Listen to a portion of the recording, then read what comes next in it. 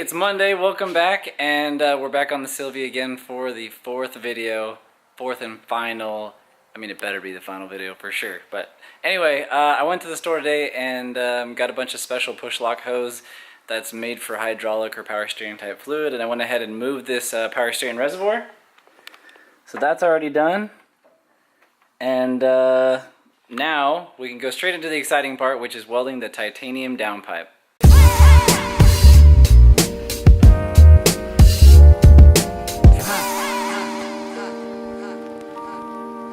Okay, titanium time. Luckily, Tycoon Industries is a really cool company, and I think they want to encourage, fabricators to give titanium a shot. So if you call them up and ask really nicely, and you're obviously a fabricator with a business in the industry, they will give you a really awesome sample pack, which is cool. They actually gave me this a little while ago, and I haven't pulled it out to weld on it yet because I just haven't had time. But now that I actually am welding up this downpipe, I thought, man, priorities. Let's go ahead and fire this up and figure out what it takes to get this welded. It's kind of nice to have some sample pieces that I can fit together and weld without the risk of messing up, like a ton of material for this other downpipe. So anyway, these are just sample ones. That's why they're so little. I think these are like 1 3/4 or 1.75 pie cuts, and this will give me the idea of like how the metal welds, how it responds to the gas on the inside, like what precautions I need to take, like what it looks like when it's heated. I'm excited to learn all those things kind of like right now. So alright, I'm gonna go ahead and fire up these samples, see how that looks, and then we'll transition over to the actual downpipe and start fitting it into the car. And this is like the last piece I think that we need. At least like it's fabrication related. We have a few things to wire up before we go on the dyno, but alright, let's get to welding. They also provided this nifty frequently asked questions and welding recommendations thing. It said keep your amperage about 30 amps or 70 amps if you're using fill. Change the setting depending on your welding technique or your material thickness. Recommended gas lens, size 12 cup and bigger essentially, which I think this is at least a 12. This thing's massive, I don't know. But I got it from them, so I know we're good. Gas flow between 30 to 40 CFH. Yeah, that's not bad. Must back purge. Essentially, you need to fill the entire pipe or whatever you're welding with argon before you start welding. And this is the most interesting part of this whole sheet. I figured I would, read it instead of just skipping right to stuff. But it says color. You are looking for a silver to gold straw color. If you are getting blues or purple, you may be using too much heat or insufficient argon coverage. If you are getting white, that means that you have no gas coverage. And, on a little asterisk point here down, it says titanium can only be welded to titanium or titanium alloys. So I mentioned that last time. That's something that I learned the other day. Okay, so we know we are looking for like a kind of a goldish straw color, silverish to gold type color. If we're getting the crazy colorful stuff like on stainless, means we got our heat entirely too hot. This is from these guys when they gave me their sample pack. It's kind of cool how these little cuts are like perfect and sonic clean and the whole thing. So I don't know, this ought to be interesting.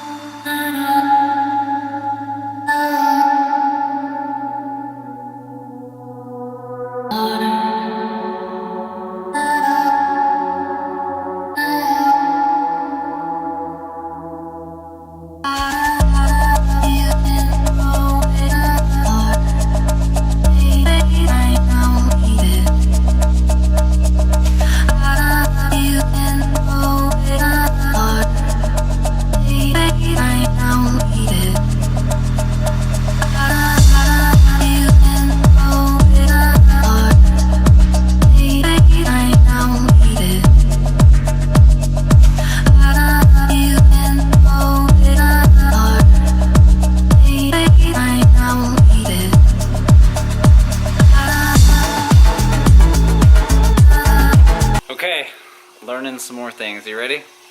Okay, so you can see the first couple welds, stayed the appropriate color, you know, like they said.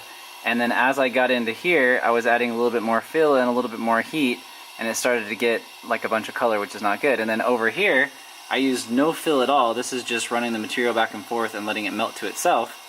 The entire weld was too hot to make that happen. So this is what we're trying to accomplish, and I think the trick is going to be letting it have more time. These first two, you can tell, this one had almost no color. This one started to get a little color at the end here. This one much more color, and that one even more color. So the trick is the actual whole pipe is heating up. So I'm gonna play with a few more things and see what I can figure out. Okay, test number 2. Basically, you can see these are the colored ones that I ran from here to here, and then these are the new ones right here. If you notice, I used a little bit more fill, I changed my speed a little bit and the amount I was dripping into the puddle, and voila, a little extra added material takes the heat out of it, and we can keep running the bead, and that stayed nearly the same color all the way across. You know, obviously towards the end of the pipe where there's less material for the heat to dissipate in, it was starting to get just a little bit of color. But I'm okay with that. I think I'll just slow down after like 3 welds, take like another minute break, and then weld the third one. So this will be kind of a tedious process. Now I know why they charge so much for titanium. To get a good and accurate weld just is very time consuming. So also, I mean, I don't think I'm winning any kind of awards for beauty right here, you know what I mean?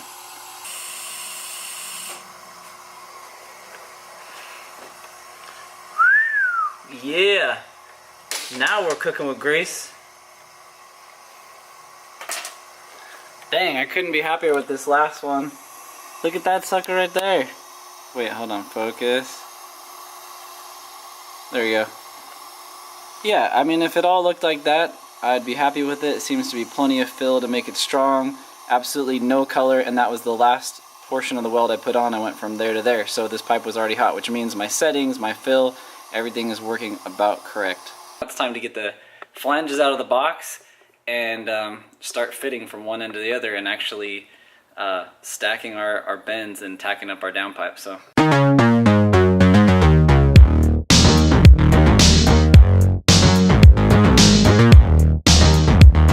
Okay, I got this piece all tacked up and fitted and kind of ready to go. And at Tyken Industries, they mentioned that if we had to add an O2 sensor bung, which I just drilled this right now, that we might want to add a support around it to keep it from like breaking, because it's a little bit more brittle material than like stainless. So we bought a regular O2 sensor bung made out of titanium, and then we also bought this support piece that goes over it. It's just so cool looking. It's like got a laser etched Tyken on it for Tyken Industries, and it lays over here and looks like that. And I don't know if I can hold this and show you at the same time. But basically you can tack this all up and then bend these edges down, and it kind of gives it some lateral support. That way the O2 sensor will stay where it's needed. Plus it just looks super cool, like a ninja star. Like I really like the look of it. Okay, I'm gonna fit this, tack it, weld it on, and we're just ready for like final welding.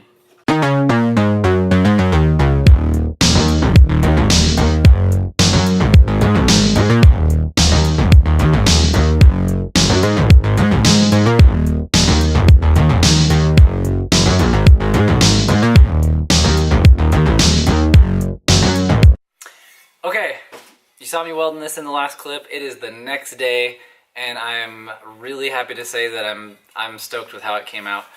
And now basically all we got to do is bolt this onto the 240, well, the Silvia, and you know, make sure that it fits to the other piece. If I need to modify that a little bit, that's okay.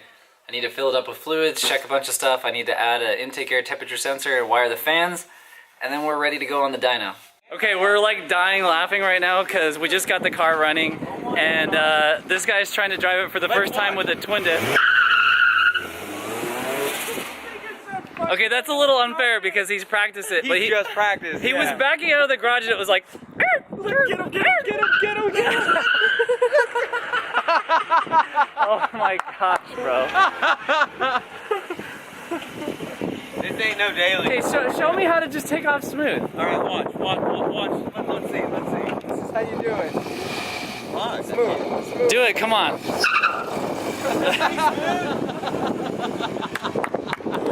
Oh my goodness. Let's see if we can get it a little smoother. Okay, one more time and then on the dyno.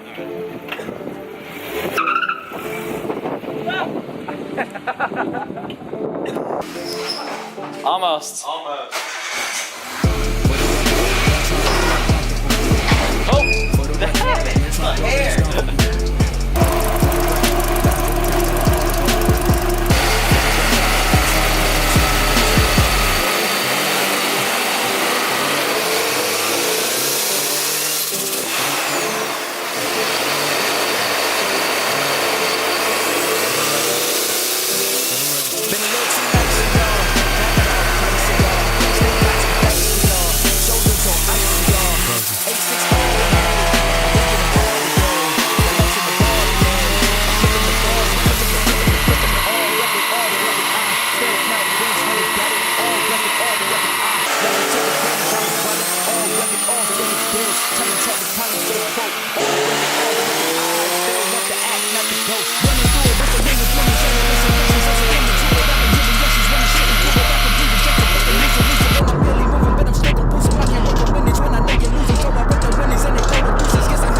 Alright, well we got that Silvia all wrapped up, and as you see from the last dyno clips, it's running pretty darn good. And we're learning a few things about the CA18 motor that are not like similar with like the SR or any of the other motors that I'm used to tuning. First of all, like where the camshaft wants to make power on that car, it seems to be like between 2500 and 4500, and we put a bigger turbo on it, so now the boost doesn't even come in till like 4000 or 4500. And I think we're fighting ourselves with efficiency a little bit. I think it wants to make peak efficiency later in the RPM and the cams are just done. So I think we might like change cams out. I don't know. We're gonna look into it a little bit more. I'm putting it back on the dyno probably tomorrow or the next day to see if we can squeak any more out of it. Right now it's on a relatively conservative tune, so we could take it and go play with it because it is really fun. It made 297 at about 20 pounds of boost, and 300 horsepower in a Silvia or a 240SX is plenty of fun. So he's gonna go take that and just like do whatever with it for the next 24 hours. Just be glad to have it back and have it driving. And when he brings it back, I'm gonna put it up and see if I can make any more out of it, putting it closer to like its peak, and see what that does. And then I can kind of try to decide where to go from here. But all in all, man, 4 weeks of building that thing, and what a journey. I mean, I really like how it came out. Everything fits in the engine bay really nicely. As we're working on the car, doing the dyno tune, changing spark plugs, moving things around, it's all very easy to work on now that we moved like the fan and some of the stuff out of the way and just cleaned it up. So all the extra time it took to relay everything out and put it how he wanted, well worth it. For the whole future of the car, he'll be able to get everything fixed and fitted easily anytime he needs to go work on it. So man, we are super stoked on that. I hope you guys enjoyed watching this build, and that's pretty much all I got for this week. I really want to get back on some Honda Acura stuff. We're going to try to do that.